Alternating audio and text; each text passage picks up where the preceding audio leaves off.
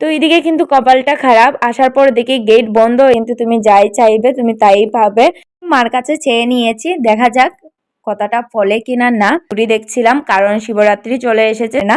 ওনার কিন্তু সবকিছু মনে থাকে সত্যি, মানে কোন সময় কোনটা লাগে, কোনটা দেখো তোমার কোন শাড়িটা ভালো লাগে। তো এই শাড়িটা আমি বলছিলাম অনলাইনে দেখেছি, সেম টু সেম। তুমি শাড়ি সবকিছু ম্যাচিং করে নিয়েছো, তুমি চুলের কাটা নেবে না?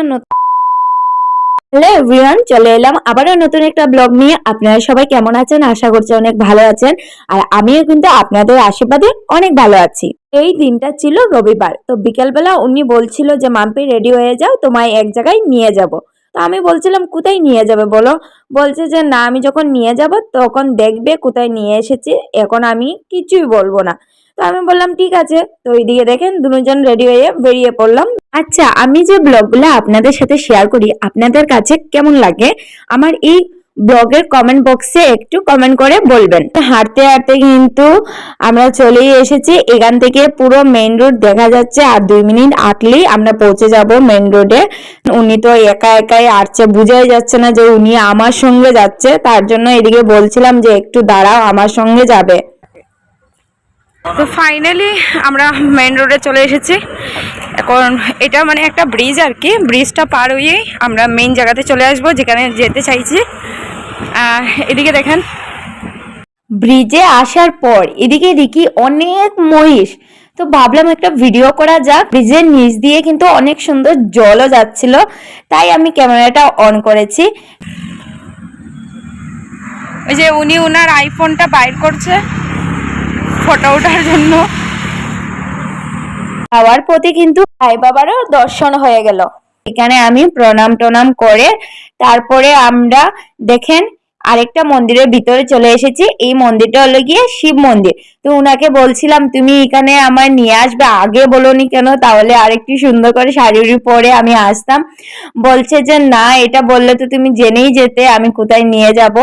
তো যাই হোক, আমি কিন্তু অনেকটাই খুশি হয়েছি। তো এইদিকে দেখেন নন্দীজি, তো উনি বলছিল মাম্পি নন্দীজিকে উঠাও ভিডিওতে। তো আমি দেখেন আপনাদের সাথে শেয়ার করে দিচ্ছি। আমি বলছিলাম, বারবার বলছিলাম তুমি মন্দিরে নিয়ে আসবে, আমায় আগে কেন বলোনি, আগে কেন বলোনি। তো বলছে তুমি আগে বললে তো জেনে যেতে না। তো আমি বললাম ঠিক আছে। বলছে যে কালি এটা না, আরেকটা মন্দিরে নিয়ে যাব তোমায়, শুধু দেখতে থাকো আর তুমি মন্দিরটা ঘুরে ঘুরে দেখো। তো এইদিকে দেখেন উনি প্রণাম করে নিচ্ছে, তারপরে আমাকেও বলছে যে মাম্পি তুমিও প্রণাম করে নাও। তো আমিও প্রণাম করে নিয়েছি। একটা কথা আছে, মানে আমার একদমই ভালো লাগে না, তারপরেও আপনাদের সাথে শেয়ার করছি, না হলে আপনারা বলবেন সব ভিডিও দেখাও কিন্তু ঠাকুরের মূর্তিও দেখাও না, কিছু না। কিন্তু এখানে মানে মূর্তি দেখানোটা এলাও করে না, মোবাইলটা কিন্তু এলাওই করে না যখন ঠাকুর দেখতে যাই। তো আমরা কিন্তু এর আগে ঠাকুর দর্শন করে নিয়েছি, কিন্তু মোবাইলে আমরা কোনো ভিডিও করিনি। শিব মন্দির থেকে বেরিয়ে আমরা অটো ধরে কিন্তু আবার চলে এসেছি অন্য একটা মন্দিরে যাওয়ার জন্য। তো এদিকে দেখেন আমরা কিন্তু গলির ভিতরে ঢুকে পড়েছি, আর এই গলির ভিতর দিয়ে কিন্তু কোনো অটো যায় না, তাই উনি বলছে যে হেঁটে হেঁটে যেতে হবে। তো যাই হোক, আমরা ঠাকুর দর্শন করতে এসেছি, তাহলে একটু তো কষ্ট করতেই হবে। তো এইদিকে দেখেন সব দোকানে মানে মালা, এগুলা কিন্তু অরিজিনাল ফুল দিয়ে মালাটি বানিয়েছে। কত বড় বড় মালা, এই যে সামনে দেখতে পারবেন আপনারা, এই যে দেখেন, এই যে কত বড় বড়। মোবাইলে তো ছোট দেখা যাচ্ছে, কিন্তু সামনে সামনে অনেকটাই বড়, আমার সমান বলতে পারো। অনেকটা ভালো লাগছে সত্যি এই মালাগুলো দেখে। আর এদিকে কিন্তু অনেকটা জায়গা হেঁটে হেঁটে যেতে হবে, কারণ অনেকটা ভিতরে। আর এদিকে কিন্তু উনি বলছিল যে মাম্পি চুড়ি নেবে, তো আমি বলছি যে এখন চুড়ি নেব না, আগে ঠাকুর দর্শন করে আসি, তারপরে যাওয়ার সময় চুড়ি নেব। তো আপনারাও পুরো ব্লগটা দেখতে থাকেন। তো এদিকে কিন্তু কপালটা খারাপ, আসার পর দেখি গেট বন্ধ, এদিকে যাওয়া যাচ্ছে না। তারপরে অন্য মানুষকে জিজ্ঞাসা করে বলছে যে এইদিকে কাজ চলছে, তোমরা ওইদিকে ঘুরে যাও। তো এইদিকে যাওয়ার পর এই দেখেন এখানে কিন্তু তামিলের যে বিয়ে হয়, তো এখানে ফটো শুট হয় আর কি এগুলা জায়গাতে। তো যাই হোক, আমরা মন্দিরের সামনেই আছি, মন্দিরে যাওয়ার আগে ঠাকুরের জন্য আমরা এইদিকে মালা নিয়ে নিচ্ছি, কারণ এখানে মালাটা সবাই দেয়। তো আমরাও মালা নিয়ে নিলাম। এই দেখেন আমরা মানে বাইরেই দাঁড়িয়ে আছি, কারণ মালাটা নেওয়া হয়ে গেলেই আমরা ভিতরে চলে যাব। এখন দেখেন আস্তে আস্তে আমরা মন্দিরের ভিতরে কিন্তু ঢুকে পড়ছি। এটা হলো গিয়ে গেট। তো উনিও কিন্তু এদিকে ব্লগ করছিল, আমি কিন্তু খেয়াল করিনি, পরে আমার ঘরে আসার পর ভিডিওটা দিয়েছে তাই আমি অ্যাড করে দিলাম। উনিও কিন্তু ব্লগ বানানোটা খুব ভালোভাবে শিখে যাচ্ছে। তো এদিকে ঢোকার পরেই এখানে বলছে যে মোবাইল এলাও নেই, তো কি করব, মাতাজিকে মানে অনেকটা লুকিয়ে ভিডিওটা করেছে। আমরা যখন মালাটা দিয়েছি, মালাটা দেওয়ার পর আমরা নামে আর কি পূজা করছিল। তো যাই হোক, এখানে কিন্তু আরেকজন মার দর্শন হয়ে গেল। এখানে কিন্তু তুমি যাই চাইবে তুমি তাই পাবে। মার কাছে চেয়ে নিয়েছি, দেখা যাক কথাটা ফলে কিনা না। মন্দিরের ভিতরে অনেক কিছু আপনাদের সাথে শেয়ার করতে পারিনি, কারণ কি করব, মজবুরি, কারণ মোবাইলটা কিন্তু এলাউই ছিল না। প্রথমে আমি আপনাদের সাথে শেয়ার করেছি যে মোবাইল এলাউ নেই, এখানে কিন্তু যে কোনো মন্দিরে যাও মোবাইলটা এলাউ করেন না। তো যাই হোক, যতটুকু ভিডিও করেছি আমি লুকিয়ে লুকিয়ে করেছি। তারপরে তো মাতাজির দর্শন করার পর শিব বাবারও দর্শন করেছি, তারপরে আরতিও হয়েছে, আমরা দাঁড়িয়ে দাঁড়িয়ে দেখেছি, কিন্তু আপনাদের সাথে শেয়ার করতে পারিনি, এটাই দুঃখ আমার। তো যাই হোক, আমরা কিন্তু মন্দির থেকে বেরিয়ে যাওয়ার পথে আমি এদিকে চুড়ি দেখছিলাম, কারণ শিবরাত্রি চলে এসেছে, তার কারণে উনি আমাকে মন্দিরে নিয়ে এসেছে, মেন কারণ এটাই। তো এদিকে কিন্তু উনিও আমার জন্য চুড়ি পছন্দ করে দিচ্ছে, বলছে যে তুমি শিবরাত্রির দিন পরবে।